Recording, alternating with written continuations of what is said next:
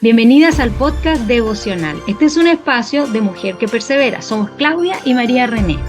Estamos escudriñando su palabra para aprender más y más de su gloria y vivir vidas que le reconocen y confían en Él. Bienvenidas. Salmo 32, Salmo de David. El Salmo 32 era considerado como el salmo favorito de uno de los cristianos más influyentes del primer milenio. Hablo de Agustín de Hipona, que fue un cristiano que se esforzó por estudiar la Escritura, transformándose en un gran teólogo de la época y llegando a ser considerado como el máximo pensador del cristianismo del primer milenio. Para Agustín, el Salmo 32 era tan preciado que increíblemente lo mandó a tatuar en la pared frente a su cama para que en los últimos días de su vida, ya en la agonía de su muerte, él pudiera meditarlo mejor. Y precisamente, una de las preguntas que nos plantea este Salmo 32 es cómo nosotros meditamos, cómo percibimos el perdón de Dios. El salmo paralelo al Salmo 32 es el Salmo 51, donde David clama al Señor con desesperación porque él reconoce que ha cometido una grave falta al destruir el matrimonio de Betsabé con Urías, cometiendo adulterio y asesinato simultáneamente. Y él por mucho tiempo encubrió su pecado y vivió delante del Señor como si no hubiera pasado nada. Sin embargo, el Señor envió a su profeta y le hace ver el pecado que él había cometido. Y este acto del Señor llevó a David a arrepentirse y confesar su pecado. En cambio, el Salmo 32 nos muestra la otra parte de lo que Dios hizo en el corazón de David. Porque vemos claramente cómo David en este Salmo 32, él percibe el perdón del Señor una vez que se arrepiente. Y una vez que se arrepiente y ha entendido el perdón del Señor, inmediatamente él quiere comunicarlo al resto del pueblo para que ellos comprendan y entiendan cómo funciona la relación con Dios cuando tú pecas. El Salmo 32 comienza con la siguiente expresión: bienaventurado aquel cuya transgresión ha sido perdonada y cubierto su pecado. Bienaventurado el hombre a quien Jehová no culpa de iniquidad y en cuyo espíritu no hay engaño. Fíjate que hoy en día, con el fin de proteger el bienestar de la salud mental, se ha hecho indispensable el trabajo que hacen los psicólogos. En cada colegio, en cada empresa, en cada institución deportiva, en muchas partes, la presencia del psicólogo es fundamental para el rendimiento laboral de sus trabajadores. Ahora, ¿te has puesto a pensar por qué existen estos terapeutas? Bueno, existen porque hay una necesidad de compartir aquellos problemas que no podemos contárselos a cualquier persona. Los psicólogos cumplen de alguna forma el papel de confesor. Y gran parte de su terapia es simplemente escucharte para que tú te desahogues contándole tus problemas. Porque ellos saben que el solo hecho de confesar todo lo que está pasando en nuestro interior, eso reduce temporalmente la angustia. Y probablemente el terapeuta va a tomar su libreta y te va a preguntar preguntas como: ¿qué sentiste? ¿Por qué lo hiciste? ¿Lo harías de nuevo? Pero si te fijas, lo que él está haciendo es simplemente desnudar tu alma desde adentro. Y probablemente esta terapia puede durar muchos años, 2, 4, 6, 8, 10, 20 años, no sé. Por eso es que este Salmo 32 es tan esperanzador para nuestras vidas. Porque el solo hecho de confesar mis pecados al Señor y arrepentirme de ellos, el perdón divino, dice la Biblia, que inmediatamente se hace presente en tu vida. Y en ese instante, una fuente de paz, una fuente de alegría, una fuente de seguridad va a inundar todo tu ser. Y esta terapia de sanación de tu alma no va a durar 2, 4, 15, 20 años, sino que en el momento de confesar tu pecado y arrepentirte de ellos, el Señor te libra de todo aquello que te tiene cautivo, de todo aquello que te tiene triste. El Señor te libra de todo aquello que te tiene inseguro. El Señor te libra de todo aquello que no te deja vivir.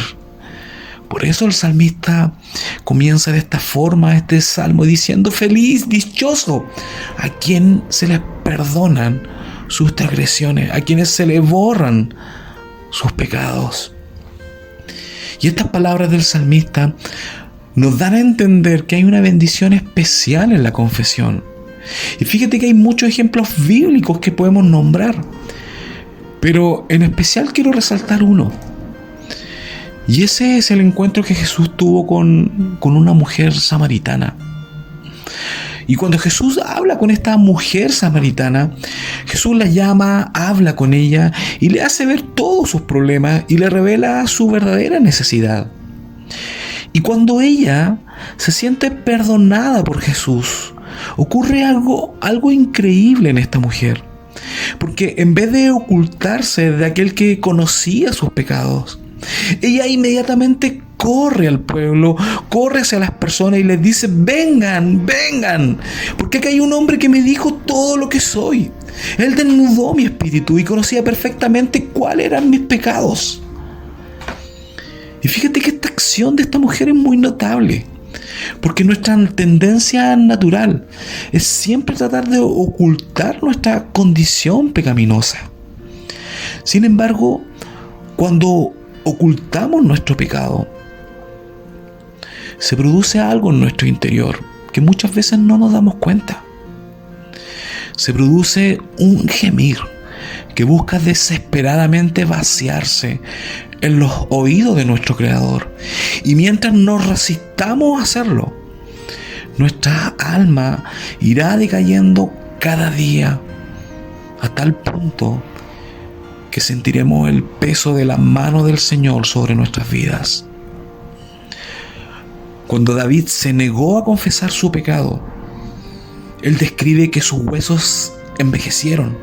Se sentía podrido por dentro. Y se sentía podrido y le dolía su interior, porque la mano del Señor estaba sobre él.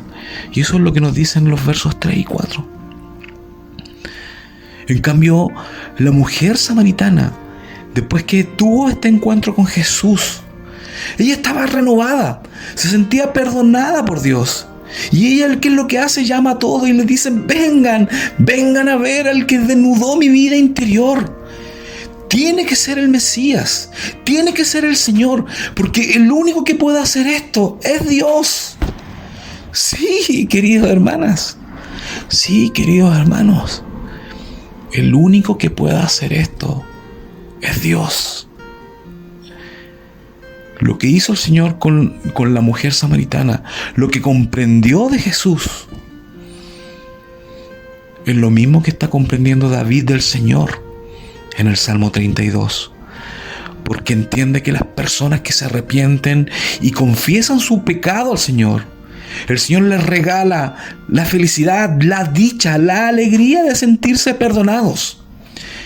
Y el perdón del Señor es una bendición para nuestras almas, porque las personas más felices, más dichosas, debieran ser aquellas que confiesan sus pecados y se saben perdonados por Dios.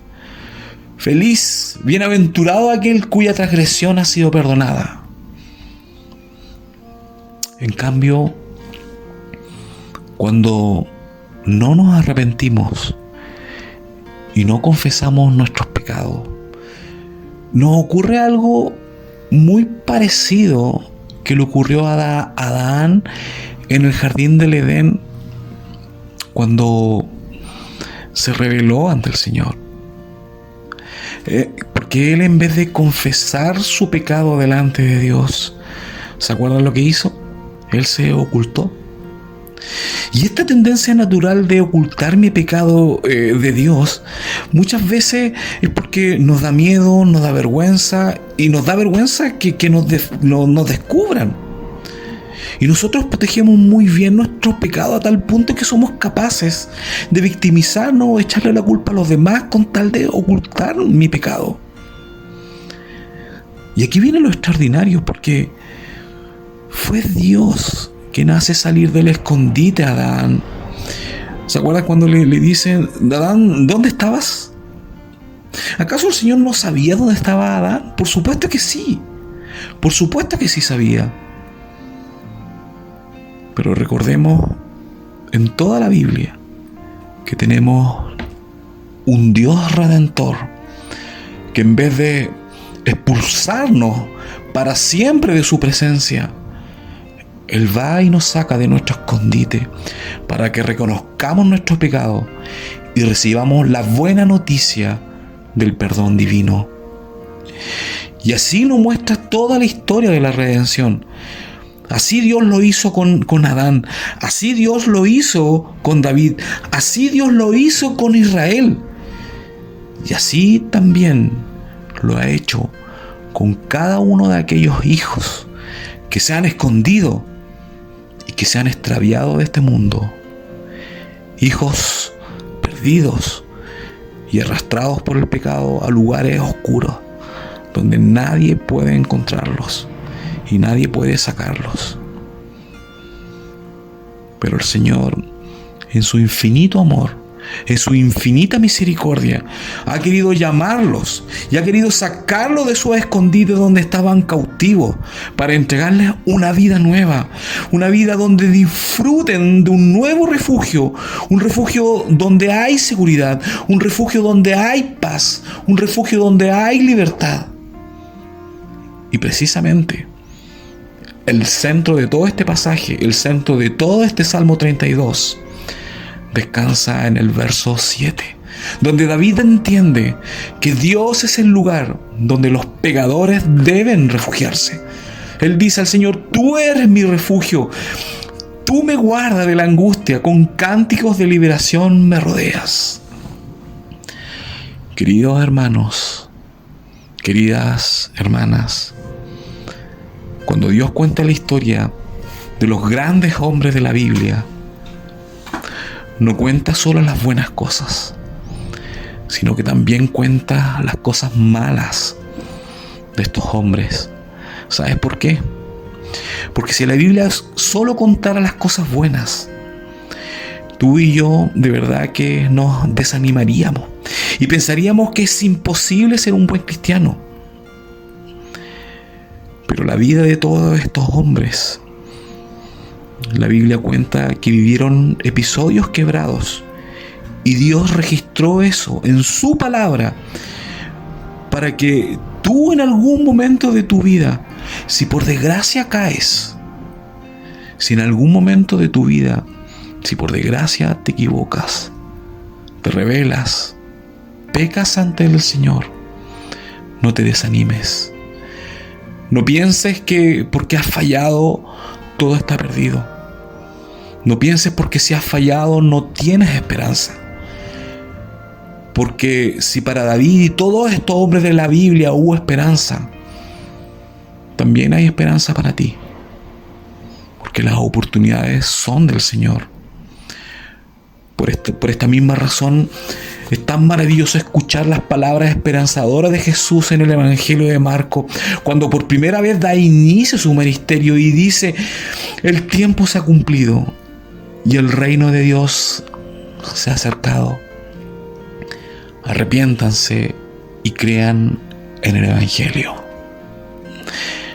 ¿Por qué son tan importantes estas palabras de Jesús para nuestras vidas? Porque estas palabras son un mensaje de salvación para la humanidad.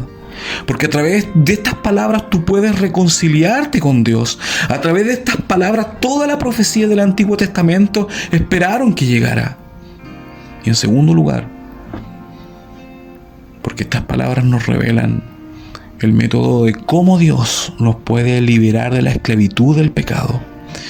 Y cómo a través del arrepentimiento y la fe en el Evangelio de Cristo, Él puede salvarnos. Hermanos, hermanas, sin arrepentimiento no hay confesión. Y sin confesión no hay perdón. Refugiémonos en Jesús y no nos escondamos de Él. No seamos, como dice el salmista, no seamos como el caballo o como el mulo sin entendimiento, sino que alegrémonos en el Señor y gocémonos en Él los justos.